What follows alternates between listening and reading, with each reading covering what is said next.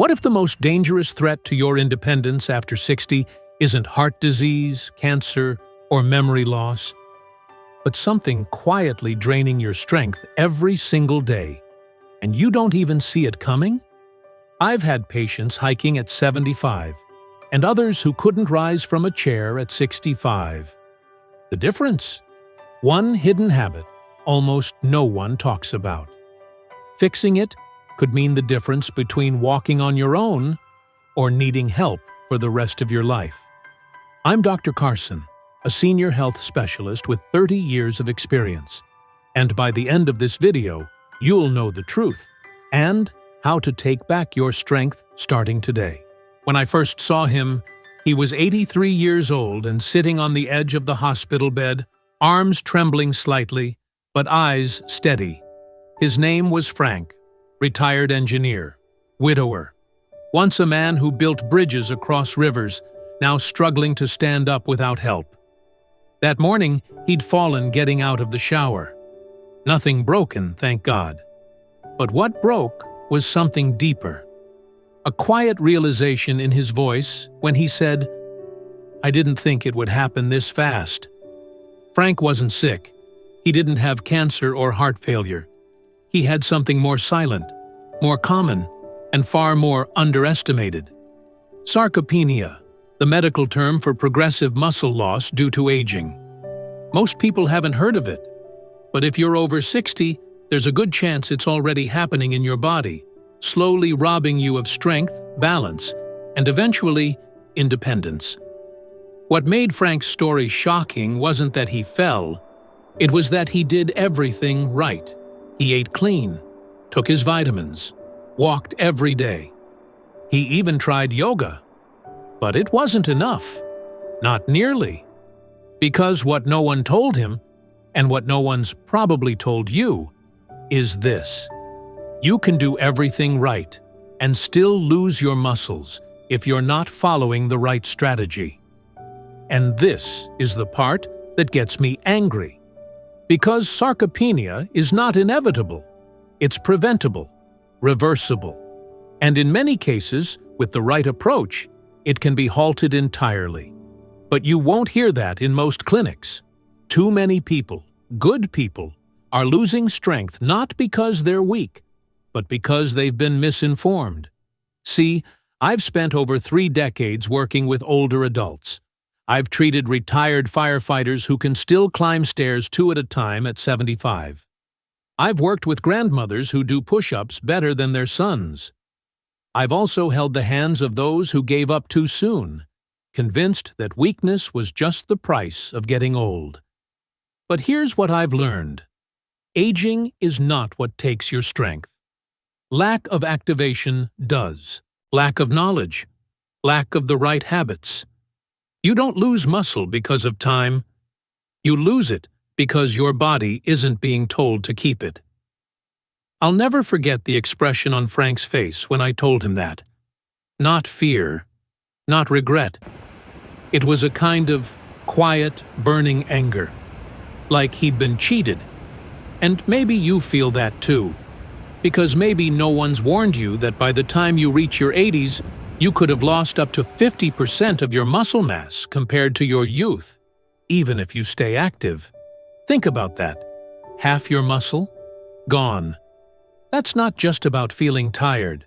That's not about slowing down. That's about struggling to stand up, losing your ability to catch yourself when you stumble, losing your freedom. And here's the part that really hits hard. This doesn't happen all at once. It happens slowly, so silently, that most people don't realize they're slipping, until they do, until they fall, until they stop going for walks because their knees hurt, until they need help getting out of a chair, until they stop playing with their grandkids, not because they don't want to, but because they can't keep up. And the worst part? We've normalized this. We've called it just aging. But if you've ever seen someone in their 80s still hiking, still lifting weights, still moving with power and ease, you know that's a lie. So let me tell you the truth. There are people, many of them, that I call super-agers. People who, in their 70s, 80s, even 90s, have the muscle tone, reaction speed, and balance of someone 30 years younger. They don't just age, they age intelligently. And what separates them from everyone else isn't luck. It's what they do daily. There are 7 simple, science-backed habits that superagers consistently follow. Habits that trigger muscle regrowth, protect nerve muscle communication, optimize recovery, and essentially turn back the biological clock, all without medications, extreme diets, or expensive equipment. And the most shocking part? Almost no one is talking about them. Over 90% of older adults have never been told these strategies by their doctors. But today, you will. Because I'm not just here to warn you, I'm here to arm you. With real science, with real steps, and with hope. This video isn't just about adding years to your life. It's about adding strength to your years. But before we dive in, if this message resonates, and if you want to see more content like this, please subscribe to the channel. It helps us create more in-depth, useful health content for people like you. Real people, real solutions. And now, let me ask you something. A quick quiz, just between you and your screen. Which of the following do you believe is true? A. Losing muscle after 60 is natural and unavoidable. B. Muscle loss after 60 is common, but can be reversed with the right habits. Type A or B in the comments. I want to hear your thoughts. And trust me, by the end of this video, I promise you'll know the right answer, and you'll know exactly what to do next. I want to share with you a moment that completely changed the way I understood aging. It was during a conference at Johns Hopkins years ago. I was presenting on frailty in elderly patients, going through the typical decline curves we all learn about in medical school: muscle loss, slower reflexes, loss of coordination, the usual narrative. Sitting in the back was an 81-year-old woman named Helen, a retired ballroom dance instructor who'd been invited as a guest speaker. She waited until the Q&A, raised her hand, and said something that silenced the entire room. She said, "I hear doctors talk about aging as if it's something that happens to you, but I've learned that aging responds to what you do to it." And then she stood up, no support, no hesitation, and proceeded to perform a short spin and footwork combination that would challenge someone in their 30s. The audience gasped. I smiled. And then I felt something else: shame. Because here I was, a geriatric specialist, talking about decline while a woman twice my age was moving with more grace and strength than I had in years. That moment lit a fire in me. I began researching obsessively, looking for answers to the question that Helen had thrown at the medical world: what exactly are these people doing differently? I began visiting communities with unusually high concentrations of strong seniors. I interviewed former athletes, yoga teachers, retired soldiers, and ordinary people who'd never been inside a gym, yet showed extraordinary strength well into their 70s and beyond. I ran lab tests, compared mobility scans, studied muscle fiber density, dug through genetic data. It took years, but patterns emerged. They weren't lucky, they weren't genetically gifted, they weren't drinking secret herbal tonics from remote mountains. What they were doing was simple, repeatable, and stunningly powerful. They were following daily practices that most people over 60 never even hear about. Practices that work with biology, not against it. Habits that tell the body, I still need strength, I still need coordination, I still need independence, so don't shut it down. What made it so surprising wasn't that these habits existed. It was that almost no one talks about them. Not your family doctor, not your physical therapist, not even most senior wellness programs. In fact, many of the well-meaning health recommendations we give seniors Actively slow them down. Take it easy. Avoid lifting. Stick to light walks. I've said those very things in the past, and I regret it. Because while the body does change with age, it doesn't suddenly become fragile. What it becomes is less responsive to the same old stimuli. If your muscles aren't being challenged, they shrink. If your nerves aren't coordinating complex movements, they disconnect. If your systems aren't pushed, even gently, they start to shut down. Not out of cruelty, out of efficiency. Your body is always adjusting to what you ask of it. So when I see people over 60 told to avoid stairs, avoid lifting groceries, avoid bending or twisting, I see not caution, I see sabotage. We're telling the body, you don't need this anymore. And the body listens. It stops sending energy, resources, and regeneration to those systems. They fade. But the reverse is also true. When the body is given just the right kinds of stress, strategic, measured, intelligent, it doesn't just maintain muscle. It regrows it. It rebuilds the connections between your brain and your limbs. It reawakens the systems that have been dormant, not dead. This is what superagers understand, even if they can't name the biology behind it.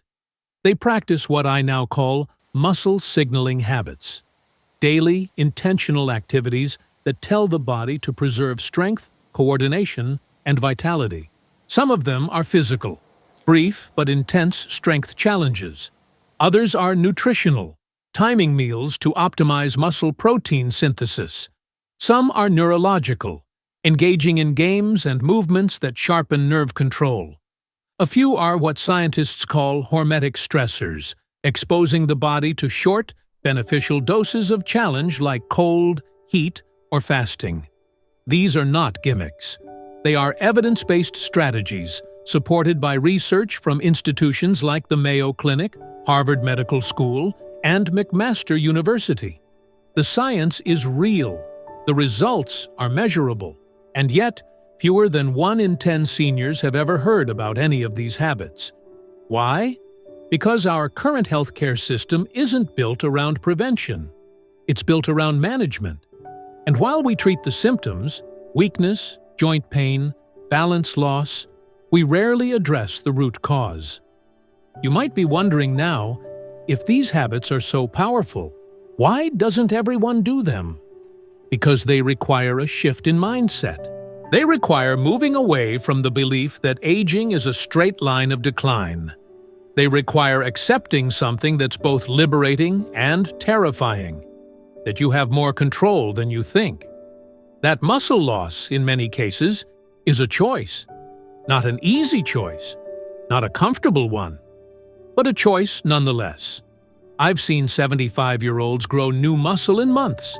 I've seen 85-year-olds reverse their fall risk. I've seen people who needed walkers graduate to hiking poles. But I've also seen people give up, quietly, politely, with a kind of resigned dignity. People who stopped believing that improvement was possible. I don't want that for you. Because the truth is, you are one decision away from turning this around. You don't need a gym membership. You don't need to become a bodybuilder. You just need to stop telling your body it's done, and start showing it that you're not finished yet. In the next part of this video, I'm going to walk you through the 7 habits I've identified. Each one is simple, each one is powerful, and together they form a roadmap for rebuilding your strength, no matter your age, no matter your past. But before we go there, I want to ask you a question. Not a quiz this time, just a thought. Have you ever looked at someone older, someone walking briskly, lifting their own suitcase, dancing at a wedding, and thought, that could never be me? If yes, type the number 1 in the comments. Because by the end of this video, I want that belief to be gone. I want you to say instead, why not me? Why not now? And I'll show you exactly how. I remember sitting across from a man named Robert, a retired bus driver in his late 70s, who had just begun to experience the terrifying signs of muscle decline, difficulty standing, unsteadiness walking, and a haunting fear of falling again. He had always been strong, raised 4 kids, worked long hours, never thought of himself as fragile. But now, even rising from a chair felt like a negotiation. That day, he asked me a question that stopped me cold. "What would you do if you were me?" I didn't give him a list of medications. I didn't send him off with vague advice to stay active or try yoga. I gave him 7 clear, science-backed habits, the same 7 I'll share with you now, that have rebuilt strength and vitality in men and women well into their 80s and beyond. Each one taps into a specific mechanism of the aging body, and none of them require perfect health or a personal trainer. They require only your commitment and your decision to stop waiting and start reclaiming. The first habit is one that changed Robert's life, and the lives of many of my patients. It's progressive resistance training, not just walking, not stretching. I'm talking about putting your muscles under meaningful load so they adapt. This could be pushing against a wall, doing slow chair stands, or lifting light weights with control. The key is progression, adding a bit more challenge each week. Why? Because your muscle fibers respond to challenge. Without it, they wither. With it, they grow, even at age 90. Science confirms this. A study from McMaster University showed older adults doing resistance training twice a week increased strength more than those exercising 5 times at low intensity. More effort, less time. The body understands effort. That's the signal. But movement alone isn't enough. Which brings us to the second habit, training your neuromuscular connection. You see, the first place aging strikes isn't your biceps or thighs. It's the junction between your nerves and muscles. When that connection weakens, your balance suffers. Your reflexes slow. You trip over things more often. But the good news? It can be reawakened. Coordination-based activities like dancing, tai chi, or even table tennis create neurological demand. They require rhythm, timing, anticipation. Studies show these activities preserve the neuromuscular junction more effectively than simple walking. In my own practice, patients who played piano, practiced balance drills, or even juggled for a few minutes a day showed measurable improvements in control and coordination within weeks. But to build anything, muscle, connection, energy, you need the right raw materials. That's where the third habit comes in: targeted micronutrients. Muscle strength is not just about protein. It's about what helps your body use that protein. Magnesium is one such key. Without it, muscles cramp, weaken, or fail to recover. Yet over 70% of seniors are deficient. Creatine is another, once thought to be only for young athletes, now proven to help older adults improve muscle mass and even cognitive function. And then there's methylated B12. Not the kind in cheap multivitamins, but the active form that bypasses common absorption issues in older adults. It supports nerve function, energy production, and balance. When Robert added these to his routine, within 3 months, he was walking farther, sleeping better, and standing taller. Not because of one magic pill, but because his body was finally being supported properly. The fourth habit is subtle but powerful: managing chronic inflammation. You may not feel it, but it's there, in your joints, your blood vessels, your muscles, eating away at your strength day by day. Inflammaging, they call it. It blocks your body's ability to repair. It slows down muscle recovery.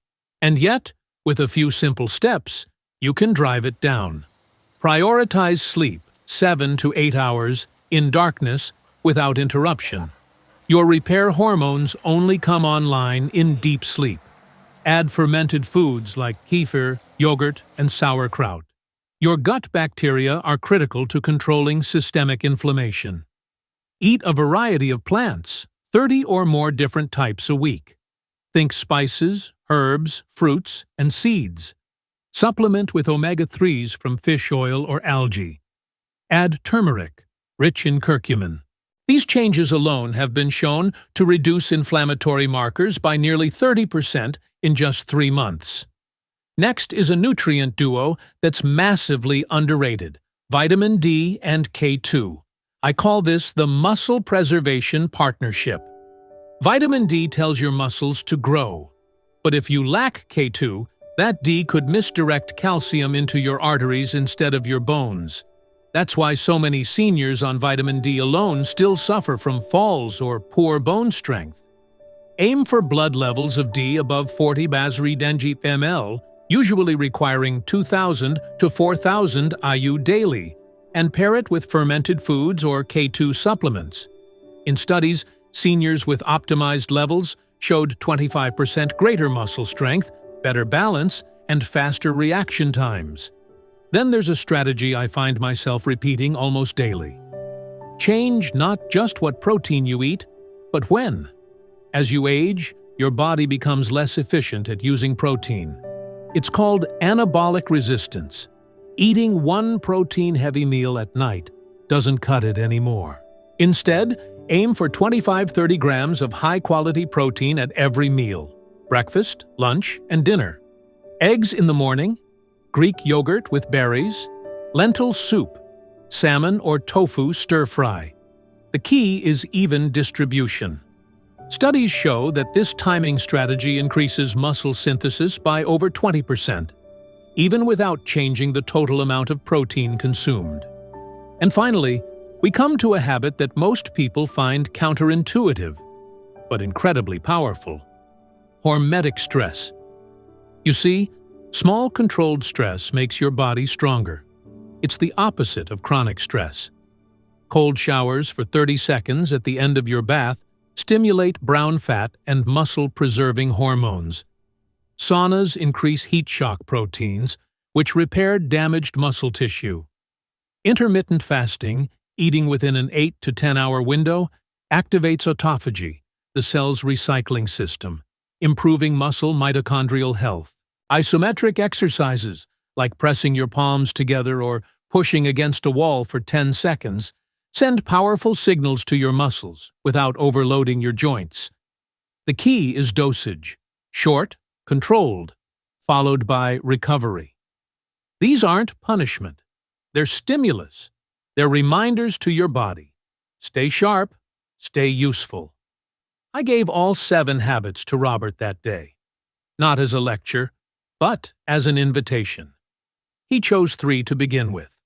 By the time I saw him 6 months later, he walked in unaided, carrying a bag of groceries. And I'll never forget what he said.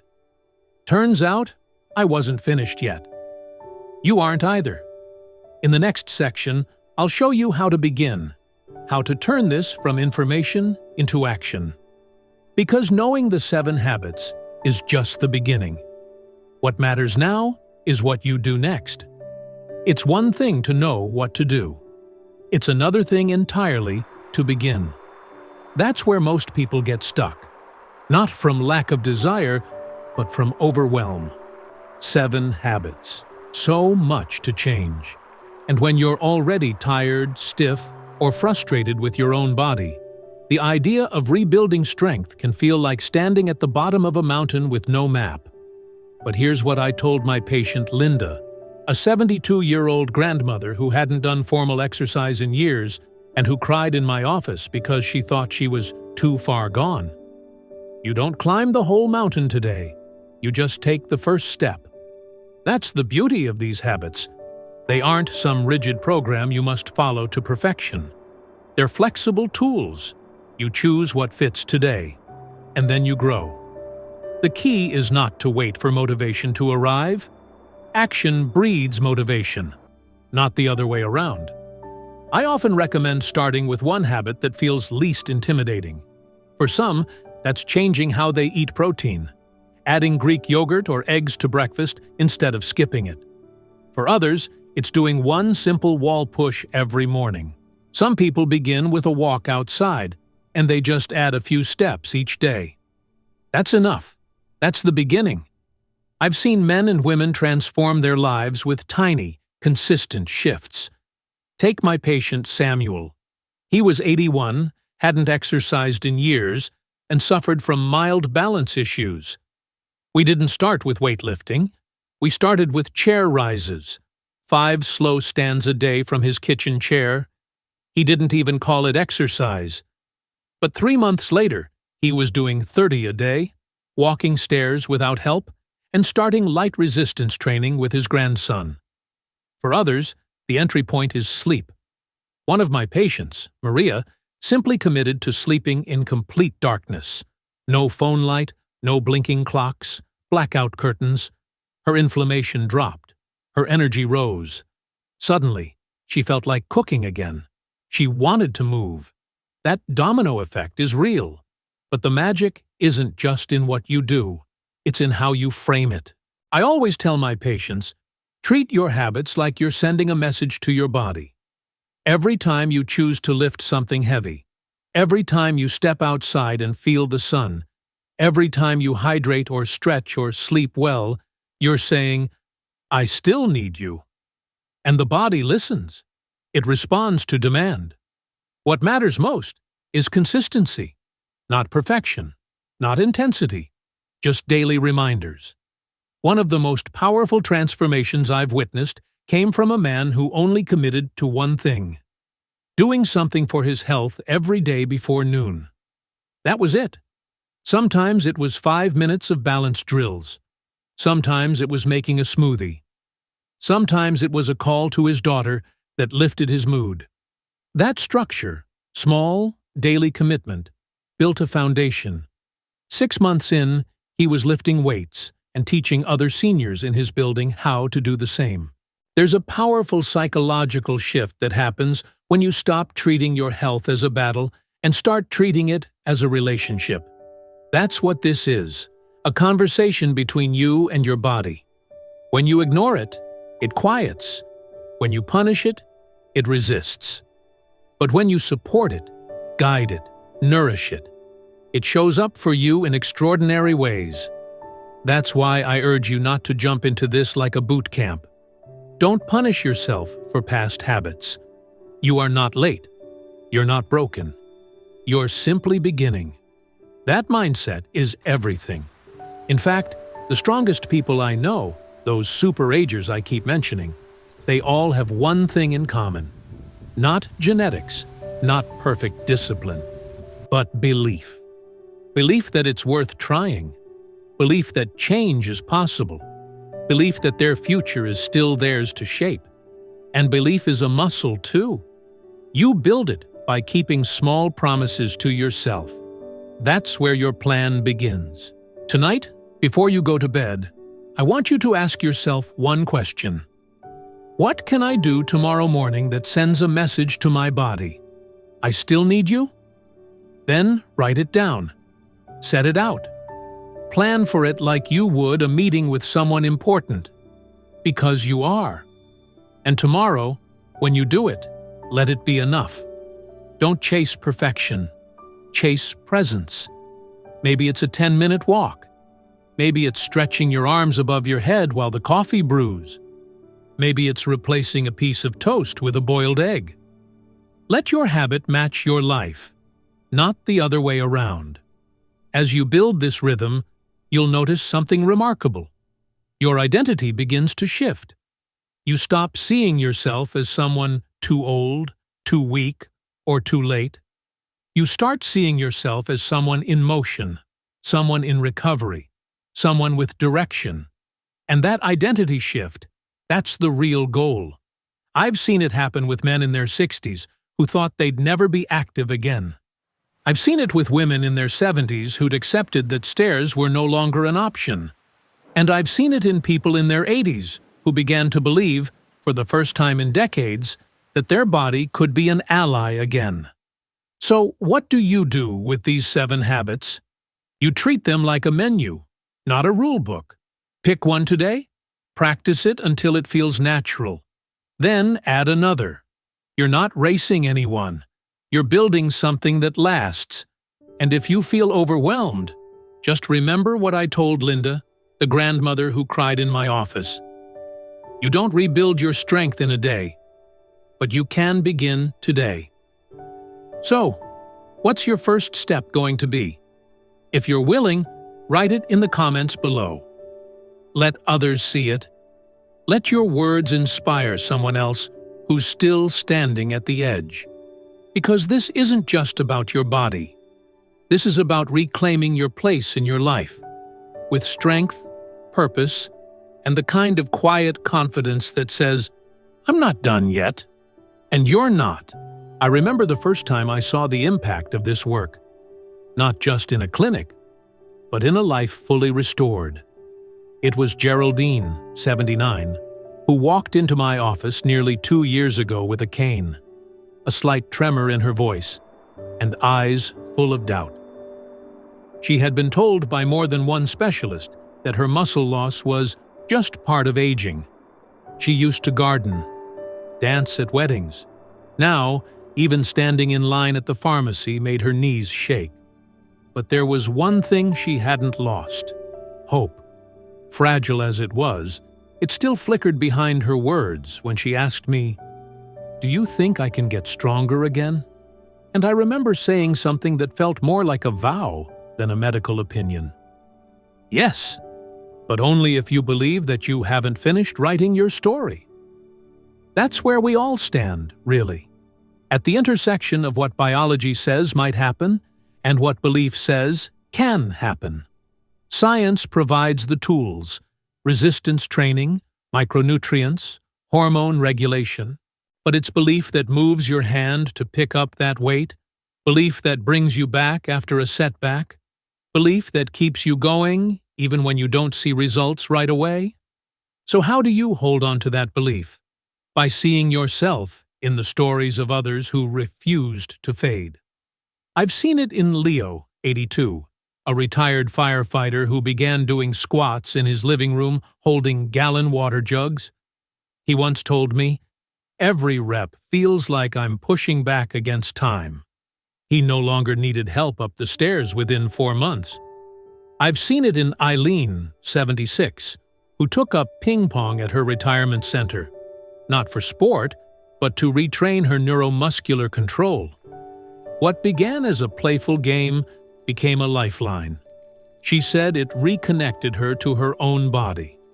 I've seen it in couples who made walking after dinner a daily ritual, not because they were told to, but because they wanted to walk through the years together. And I've seen it in people who failed, got discouraged, missed weeks, felt weak, and then came back anyway. Because deep down, they knew that doing something is always better than doing nothing, even when the something feels small. That's what I want to leave with you. Not a final checklist, not pressure to get everything perfect, but a new story to tell yourself. You are not your diagnosis. You are not your lab results. You are not the number of pills you take, or the years they say you've got left. You are the sum of your decisions, your grit, your kindness, your courage to begin again. You are possibility. And right now, you have every reason to start. Not because you're broken, but because your strength is waiting for you. I've spent over 30 years in medicine, and the most consistent truth I've found is this: the human body wants to heal. The human spirit wants to move. But both need a leader. Someone to say, "We're not done." Someone to show up again and again and say, "Let's try one more time." That someone is you. You don't need to do this alone. The habits are here. The science is clear. And if this video has sparked even a flicker of motivation, let that be your sign. Let it be your beginning. There's a strength inside you that doesn't fade with age. It just needs to be asked to return.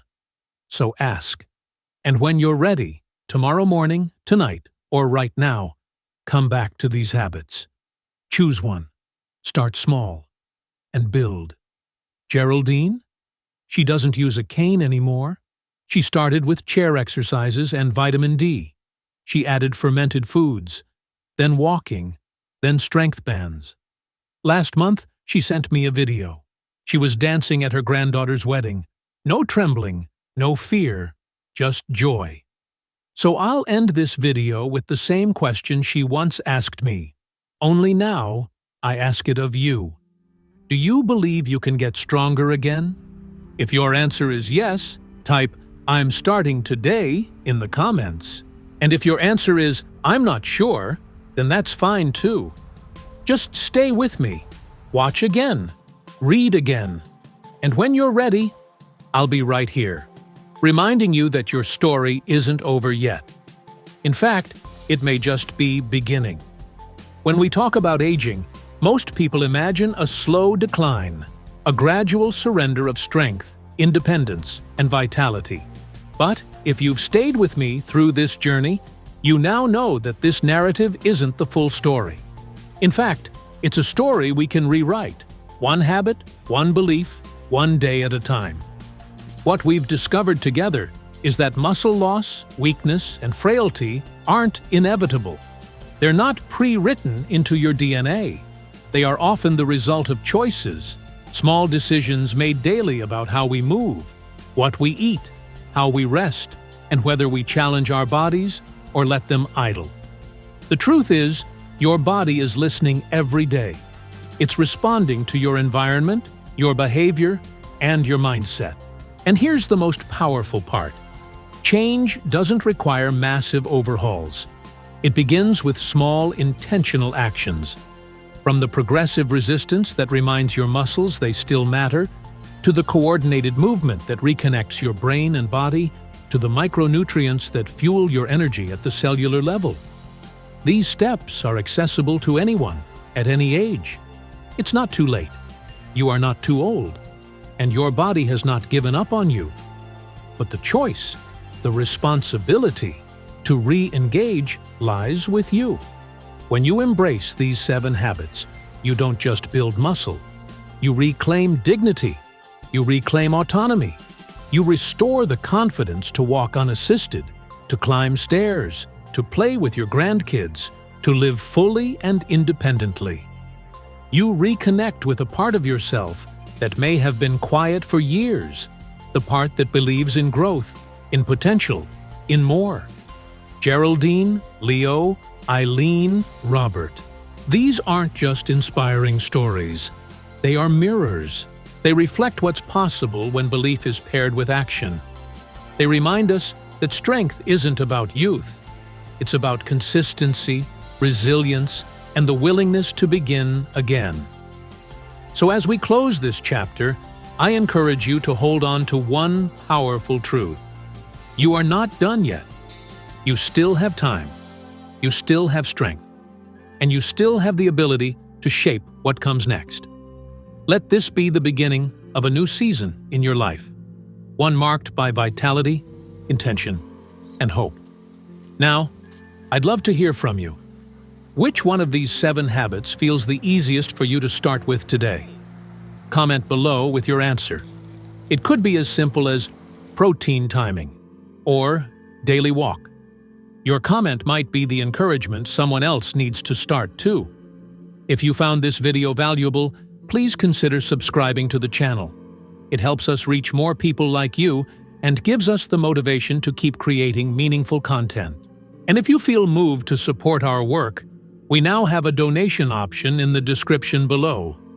Every bit helps us continue sharing science-backed, empowering information to help people thrive, no matter their age. Thank you for being here. Let's grow stronger together.